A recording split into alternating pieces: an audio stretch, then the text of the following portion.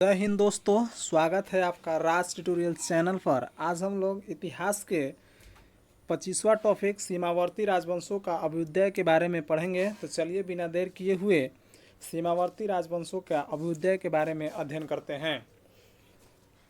सीमावर्ती राजवंशों के अंतर्गत हम लोग पाल वंश के बारे में पढ़ेंगे। किसके वंश के बारे में पढ़ेंगे?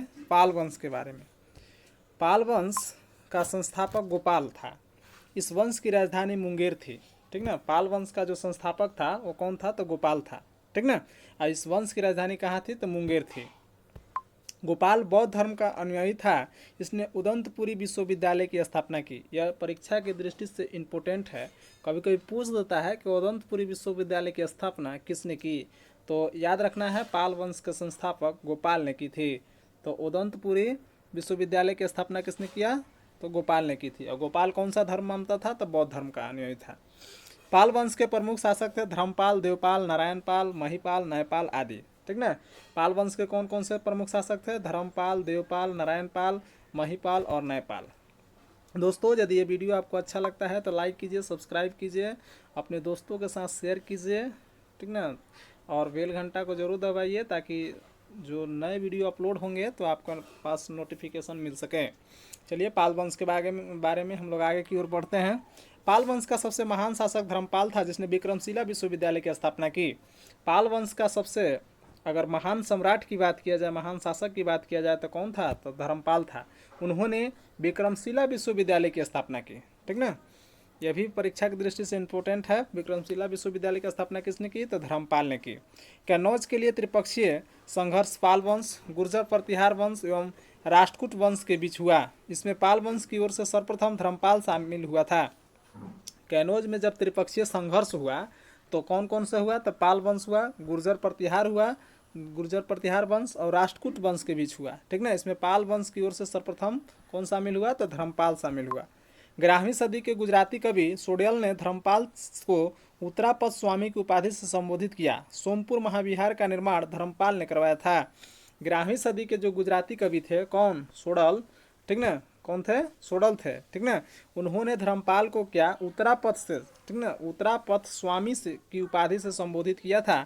और सोमपुर महाविहार का निर्माण धर्मपाल ने करवाया था। जो सोमपुर महाविहार है उसका निर्माण किसने करवाया था?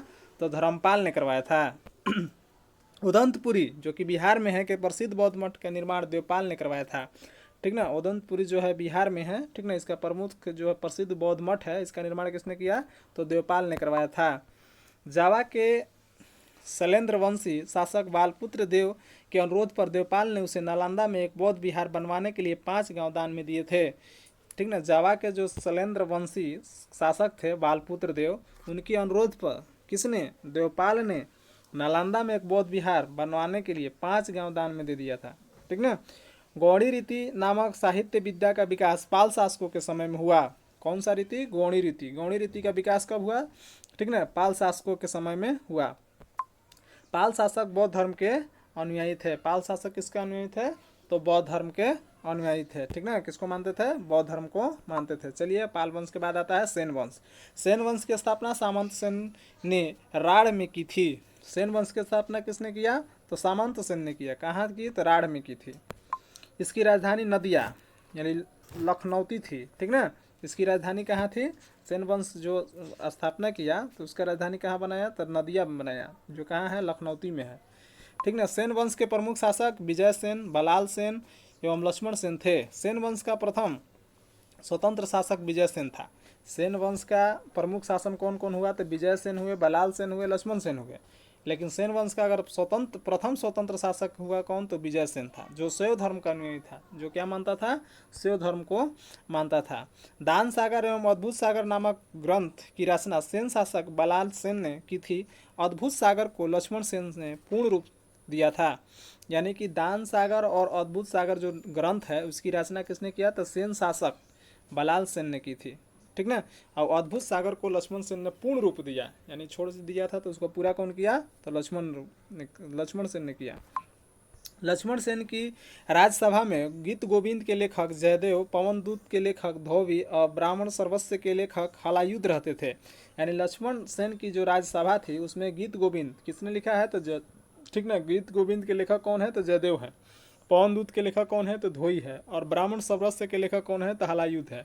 ठीक ना। गीत गोविंद एकदम इंपॉर्टेंट है, कभी कभी एग्जाम में पूछ देता है कि गीत गोविंद की रचना किसने की? तो जयदेव ने की। ठीक ना। हलायुद्ध लक्ष्मण सेन का प्रधान न्यायाधीश एवं मुख्यमंत्री था। हलायुद्ध जो था वो कौन था? तो लक्ष्मण सेन का प्रधान न्यायाधीश एवं मुख्यमंत्री था। ठीक ना। विजय सेन ने देवपाड़ा में प्रधुन्नेश्वर मंदिर यानी शिव की विशाल मंदिर की स्थापना की। विजय सेन ने कहा देवपाड़ा में कौन सा मंदिर बनाया? तो शिव का विशाल मंदिर बनाया, जिसका क्या नाम है? प्रभुधनेश्वर मंदिर। ठीक ना। सेन सेन राजवंश के सेन राजवंश प्रथम राजवंश था जिसने अपना अभिलेख सर्वप्रथम हिंदी में उत्कीर्ण करवाया। यानी कि सेन राजवंश एक पहला ऐसा राजवंश था जिन्होंने अपना अभिलेख क्या चीज़ में? हिंदी में उत्कीर्ण करवाया। ठीक ना। लक्ष्मण सेन बंगाल का अंतिम हिंदू शासक था।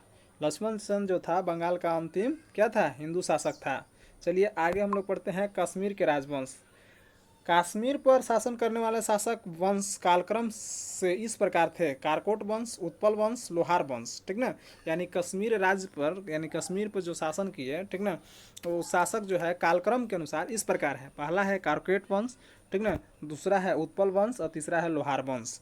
627 ईस्वी में दुर्लभ वर्धन नामक व्यक्ति ने कश्मीर में कारकोट वंश यानी हिंदू वंश की स्थापना की थी। हरेनसांग ने उसके शासनकाल में कश्मीर की यात्रा की।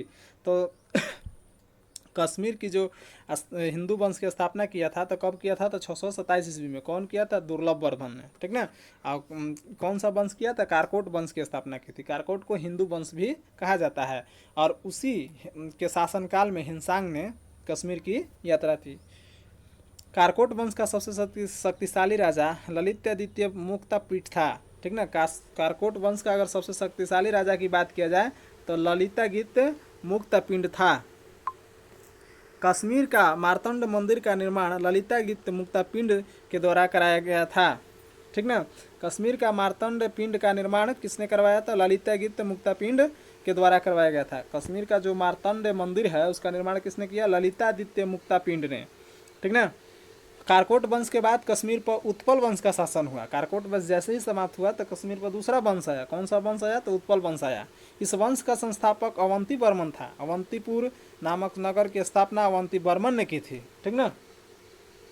अवंतीपुर जो था, ठीक ना, इस वंश का जो संस्थापक था कौन था? अवंती वर्मन था। ठीक ना। अवंतीपुर नामक नगर की स्थापना कौन किया था? तो अवंती वर्मन ने की थी। अवंती वर्मन के अभियंता सुई ने सिंचाई के लिए नहरों का निर्माण कराया। अवंती वर्मन के जो अभियंता था, जो इंजीनियर था सुई, उन्होंने सिंचाई के लिए क्या चीज़ का विकास किया? ठीक ना, नहरों का निर्माण करवाया। 980 ईस्वी में उत्पल वंश की रानी जिद्हा एक महत्वाकांक्षी शासिका हुई। ठीक ना। 980 ईस्वी में उत्पल वंश की रानी थी जिद्हा। ठीक ना। उन्हें एक महत्वाकांक्षी शासिका हुई, मतलब बहुत अच्छी शासिका हुई। उत्पल वंश के बाद कश्मीर पर लोहार वंश का शासन हुआ। लोहार वंश का संस्थापक संग्राम राज था और संग्राम राज के बाद अनंत राजा हुए। उसकी पत्नी सूर्यमती ने प्रशासन को सुधारने में उसकी सहायता की। लोहार वंश जैसे उत्पल वंश खत्म हुआ तो उसके बाद कौन सा वंश आया कश्मीर पर? तो लोहार वंश आया। ठीक ना। लोहार वंश का संस्थापक कौन था? तो संग्राम राज था। ठीक ना। याद रखना है, वंश और वंश के जो संस्थापक है वो इम्पोर्टेंट होते हैं। तो लोहार वंश का संस्थापक कौन है? तो संग्राम राज। और संग्राम राज के बाद जो है अनंत राजा हुए, मतलब बहुत से राजा हुए। ठीक ना। अनंत राजा हुए। ठीक। और इसकी पत्नी यानी अनंत राजा हुए, राजा का नाम है अनंत। ठीक ना। इनकी पत्नी जो थी सूर्यमती, ठीक ना, सूर्यमती ने प्रशासन को सुधारने में उसकी सहायता की। यानी पत्नी ने उसको मतलब अपने राजा को बताया या प्रशासन को सुधारने में मदद की। बहुत अच्छी पत्नी थी। लोहार वंश का शासक हर्ष विद्वान, कवि तथा कई भाषाओं का ज्ञाता था। लोहार वंश का जो शासक था हर्ष, ठीक ना, वो विद्वान भी था, कवि भी था और कई भाषाओं का ज्ञाता था। कल्हण हर्ष का आश्रित कवि था। और कल्हण जो था, ठीक ना, हर्ष का क्या है? आश्रित कवि है। यही कल्हण है राजतरंगिणी के लेखक। ठीक ना। आगे हम लोग पढ़ेंगे। जय सिंह लोहार वंश का अंतिम शासक था जिसने 1128 ईस्वी में से 1155 तक शासन किया। जय सिंह के शासन के साथ ही कल्हण की राजतरंगिणी का विवरण समाप्त हो जाता है। देखिए यही जो है परीक्षा की दृष्टि से इम्पोर्टेंट है कि राजतरंगिणी के लेखक कौन है? तो कल्हण है। ठीक ना। जय सिंह लोहार वंश का अंतिम शासक था।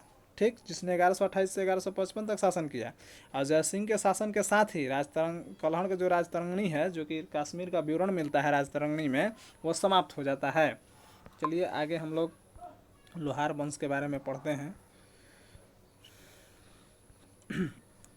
इसके बाद लोहार वंश खत्म हो गया। इसके बाद क्या आता है, कामरूप का वर्मन वंश। चौथी शताब्दी के मध्य कामरूप के बर्मन वंश का उदय हुआ और इस वंश का प्रतिष्ठा का संस्थापक पुष्य वर्मन था। यानी कामरूप बर्मन वंश का जो संस्थापक था कौन था, पुष्य वर्मन था। इसकी राजधानी प्राग ज्योतिष नामक स्थान पर थी। और इसकी राजधानी कहाँ थी, प्राग ज्योतिष नामक स्थान पर थी। ठीक ना। कालांतर में कामरूप पाल साम्राज्य का एक अंग बन गया और बाद में कामरूप जो है पाल साम्राज्य का एक क्या बन गया, अंग बन गया। ठीक ना। तो दोस्तों यदि ये वीडियो आपको अच्छा लगा तो लाइक कीजिए, सब्सक्राइब कीजिए, अपने दोस्तों में शेयर कीजिए और बेल घंटा जरूर दबाइए ताकि जो है नेक्स्ट वीडियो यदि अपलोड होता है तो आपके पास नोटिफिकेशन मिल सके। अगले दिन हम लोग अगले टॉपिक, ठीक ना, 26 टॉपिक राजपूत राजवंश के उत्पत्ति के बारे में पढ़ेंगे। तो वीडियो देखने के लिए, सुनने के लिए थैंक्स दोस्तों।